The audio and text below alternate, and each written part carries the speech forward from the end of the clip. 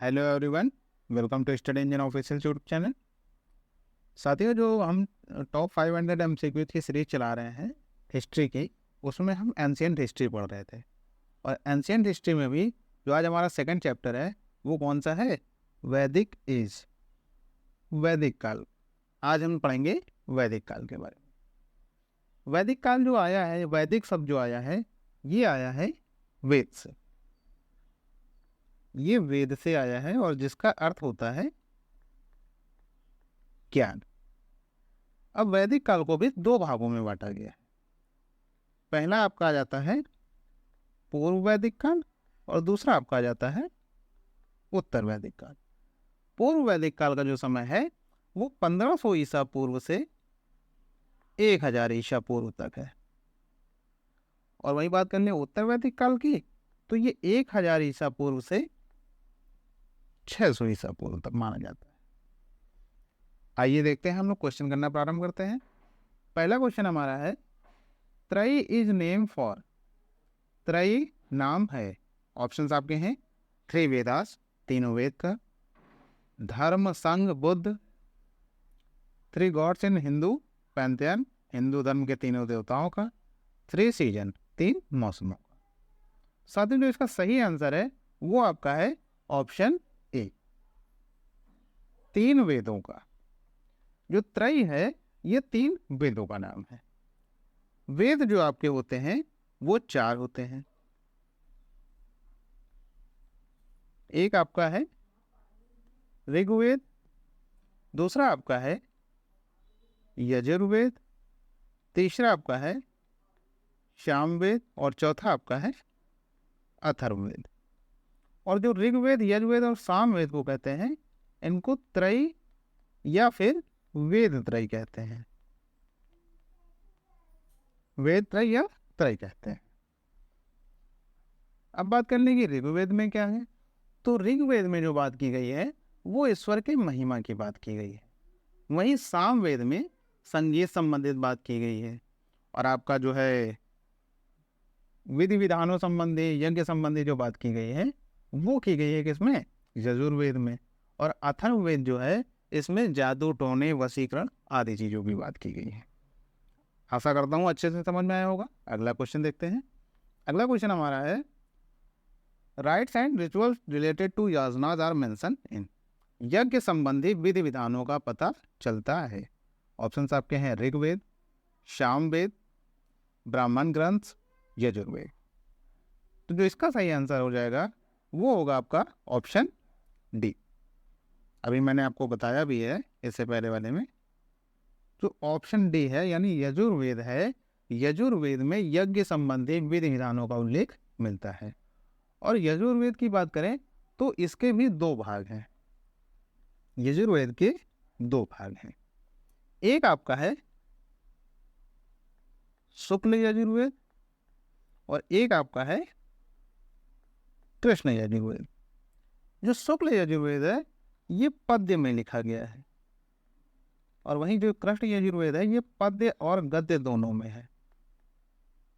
ये दोनों में लिखा गया है। इसके अलावा बात कर लेते हैं, क्वेश्चन और आता है, जो शुक्ल यजुर्वेद है इसे एक अन्य नाम से भी जाना जाता है, उसे कहते हैं वाजसनेयी संहिता। वाजसनेयी संहिता। आशा करते हैं समझ में आया होगा अच्छे से। अगला क्वेश्चन देखते हैं। अगला क्वेश्चन हमारा है, which of the following is the correct order of the वैदिक लिटरेचर। निम्नलिखित में से वैदिक साहित्य का सही क्रम कौन सा है? तो जो वैदिक साहित्य का सही क्रम है ये आपका है कि सबसे पहले आपके वेद लिखे गए, फिर आपका ब्राह्मण लिखे गए, फिर आपका आरण्यक लिखे गए और फिर आपके उपनिषद। तो इस हिसाब से जो ये सीरियल मिलता है ये हमें किस ऑप्शन में मिलता है? ये हमें मिलता है ऑप्शन ए में। तो जो इसका सही आंसर हो जाएगा वो हो जाएगा आपका ऑप्शन ए, वैदिक संहितास, ब्राह्मणास, आरण्यक और उपनिषद। अगला क्वेश्चन देखते हैं। अगला क्वेश्चन हमारा है, वैदिक river Askini is identified with which one of the following river. वैदिक नदी अस्किनी की पहचान निम्नांकित नदियों में से किस एक के साथ की जाती है? ऑप्शन आपके यहाँ व्यास, रावी, चेनाब, झेलम। तो जो इसका सही आंसर है वो आपका है ऑप्शन सी। ऑप्शन सी इसका सही आंसर है।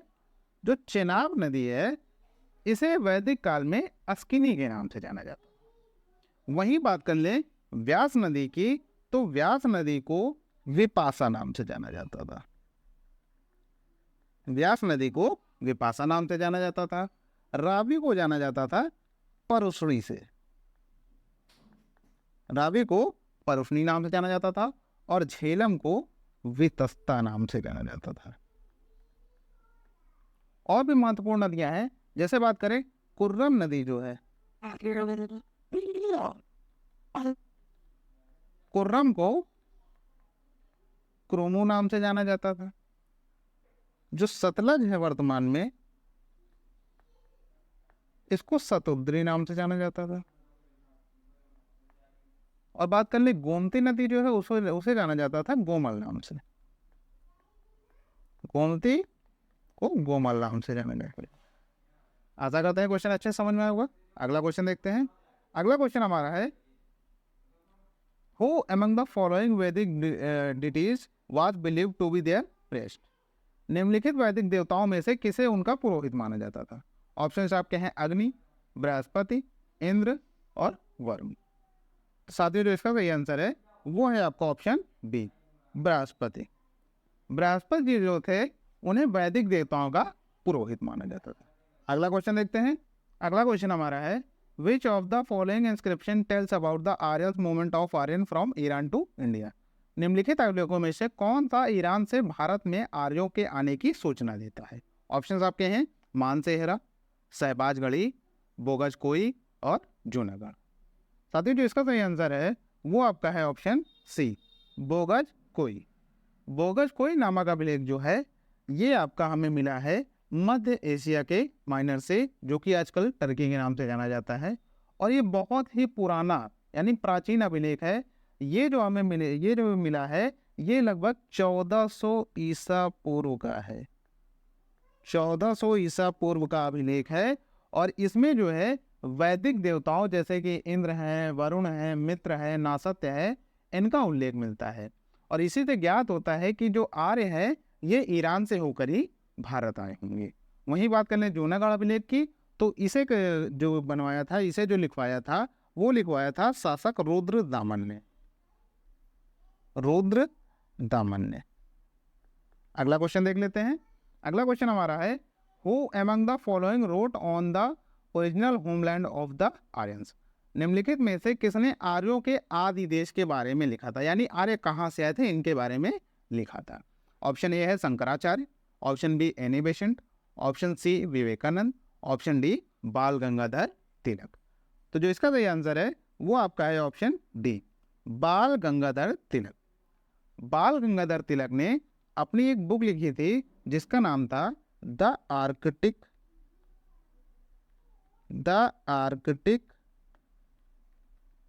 Hall in the Vedas.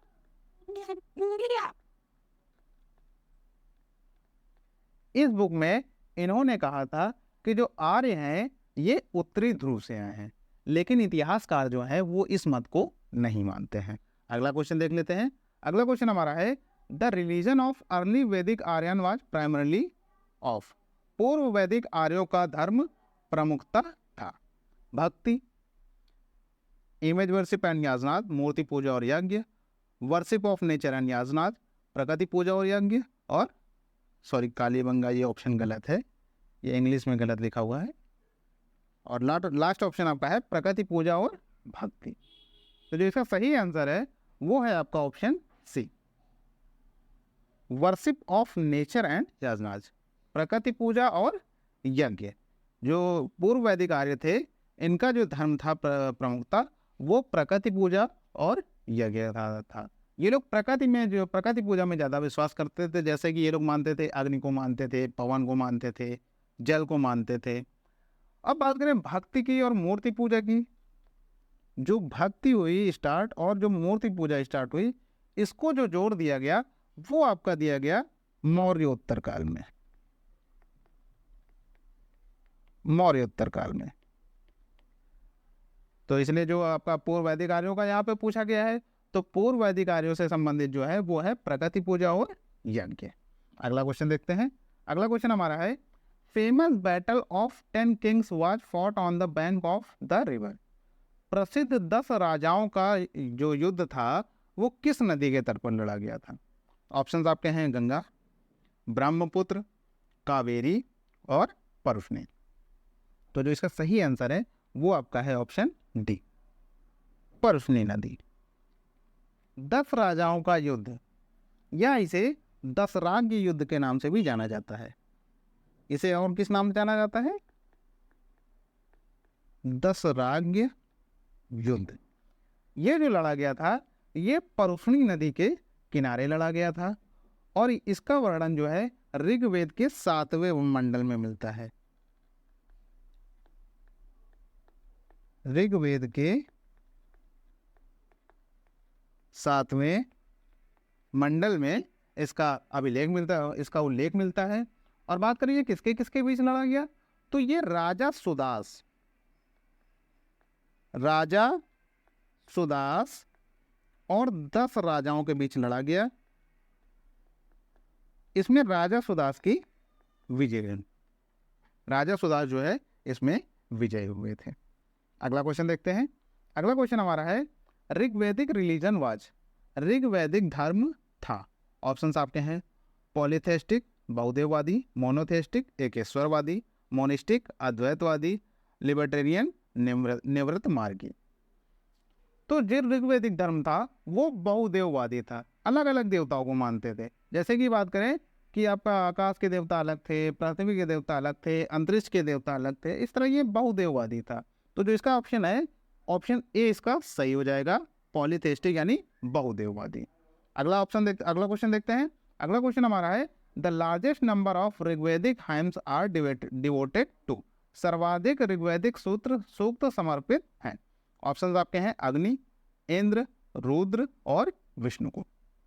तो साथियों जो इसका सही आंसर है वो आपका है ऑप्शन बी, इंद्र। इंद्र भगवान जो थे उस समय सबसे प्रतापी देवताओं में के रूप में जाने जाते थे, और इनके लिए ऋग्वेद में 250 सूक्त समर्पित हैं। 250 सूक्त समर्पित है। इन्हें जो है सब सर्वाधिक प्रतापी राजा के देवता के रूप में माना जाता था। वहीं बात करें अग्नि की, तो अग्नि के लिए 200 सूक्त थे। इंद्र देवता के बाद जो सर्वाधिक मान्यता थी वो अग्नि देवता की थी। तो अगर कभी कभी आपका ऑप्शन जैसे इंद्र नहीं मिलता है, यही क्वेश्चन दूसरे तरीके से अगर पूछेगा और उसमें इंद्र ऑप्शन नहीं दिया होगा, तो आपको पता होना चाहिए कि दूसरा ऑप्शन आपका अग्नि है, तो आप अग्नि टिक करके आएंगे। अगला क्वेश्चन देखते हैं। अगला क्वेश्चन हमारा है, गायत्री मंत्र is found in which book, Gayatri मंत्र किस पुस्तक से मिलता है? ऑप्शंस आपके हैं उपनिषद, भगवत गीता, ऋग्वेद, यजुर्वेद। तो जो इसका सही आंसर है वो है आपका ऑप्शन सी, ऋग्वेद। जो गायत्री मंत्र का जिक्र मिलता है हमें, वो मिलता है हमें ऋग्वेद के तृतीय मंडल में। ऋग्वेद के तृतीय मंडल में गायत्री मंत्र का जिक्र मिलता है। वही बात करें इसकी रचना किसने की, तो जो गायत्री मंत्र की रचना की है वो की है विश्वामित्र ने। विश्वामित्र ने इसकी रचना की है, और ये समर्पित है सूर्यदेव को। ये सूर्यदेव को समर्पित है, और इन्हें अन्य नाम से भी जाना जाता था, सविता। अगला क्वेश्चन देखते हैं। अगला क्वेश्चन हमारा है, originally the Mahabharata was known as, Mahabharata मूलतः किस रूप में जानी जाती थी? बृहद कथा, ब्राह्मण्स, बृहद संहिता और जय संहिता। तो जो इसका सही ऑप्शन है वो आपका है ऑप्शन डी। जो महाभारत थी प्राचीन काल में जय संहिता नाम से जानी जाती थी, और इसमें प्रारंभ में 8800 श्लोक हुआ करते थे। जब इसे जय संहिता नाम से जाना जाता था तो इसमें 8800 श्लोक हुआ करते थे। अब वर्तमान की बात करें तो वर्तमान में इसमें 1,00,000 श्लोक हैं। इसमें जो है 1,00,000 श्लोक है, और इसलिए इसे जो है एक अन्य नाम से जाना जाता है, वो है आपका सतसहस्त्री संहिता।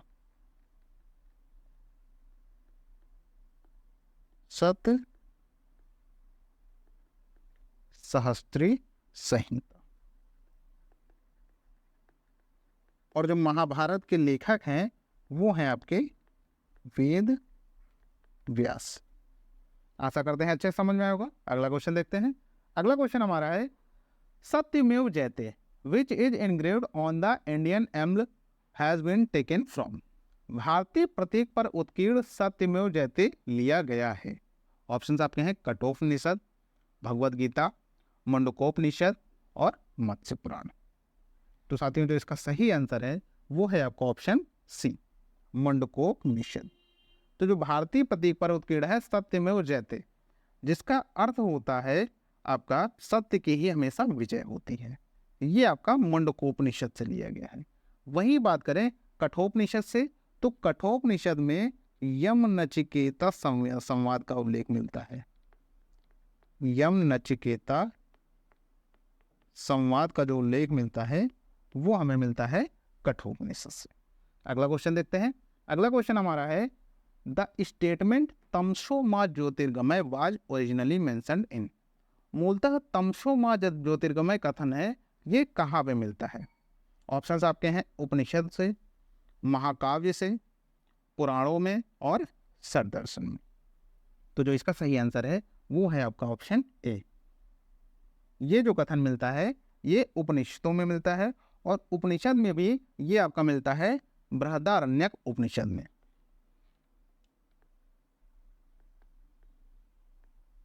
बृहदारण्यक उपनिषद में मिलता है, और जो इसका अर्थ होता है वो होता है अंधकार से प्रकाश की ओर। अंधकार से प्रकाश की ओर। अगला क्वेश्चन देख लेते हैं। अगला क्वेश्चन हमारा है Aghnya in Rigveda is mentioned for. Rigveda में एक शब्द का प्रयोग हुआ अगन्य, ये किसके लिए प्रयोग हुआ है? ऑप्शंस आपके हैं गोट बकरी के लिए, काऊ गाय के लिए, एलिफेंट हाथी के लिए, हॉर्स घोड़े के लिए। तो जो ऋग्वेद में अगन्य शब्द का प्रयोग हुआ है ये प्रयोग हुआ है गाय के लिए। अगन्य का मतलब होता है ना मारे जाने योग्य, ना मारे जाने योग्य। तो उस समय की मान्यता थी जो गौ हत्या करते थे या उसे घायल करते थे उन्हें सीधा मृत्युदंड या देश निकाला की व्यवस्था ऋग्वेद में की गई थी। अभी भी हम लोग इस टाइम पे प्रेजेंट की बात करें तो हम लोग गाय को पूजते हैं, तो ऋग्वेद में भी इसका जिक्र मिलता है, और उनके लिए वहां पर शब्द प्रयोग होता अगन्य यानी ना मारे जाने योग्य। अगर कोई उन्हें मारता है तो उनके लिए सीधा सीधा मृत्युदंड या देश निकाला की व्यवस्था की गई थी। तो ये आपका अंतिम क्वेश्चन था। आशा करते हैं अच्छे समझ में आया होगा। अगर वीडियो आपको पसंद आई हो तो वीडियो को लाइक कर दीजिएगा, शेयर कर दीजिएगा, और जो भी आपकी समस्याएं हैं, जो आप एक्स्ट्रा कोई नई सीरीज चाहते हैं या इस सीरीज में और आप कुछ चाहते हैं तो वो हमें कमेंट करके बता सकते हैं। और अगर आपको ये वीडियो पसंद आई हो तो वो भी हमें कमेंट करके बताइए। इससे हमें कहीं ना कहीं आपका जो है ये पता चलता है वीडियो आपको कैसी लग रही है। ये सारी चीज़ें हैं। और जिन्होंने अभी तक चैनल को सब्सक्राइब नहीं किया है वो चैनल को सब्सक्राइब करके बेल आइकन जरूर प्रेस कर लीजिएगा, ताकि आने वाली नोटिफिकेशन आपको टाइमली मिलती रहे। धन्यवाद।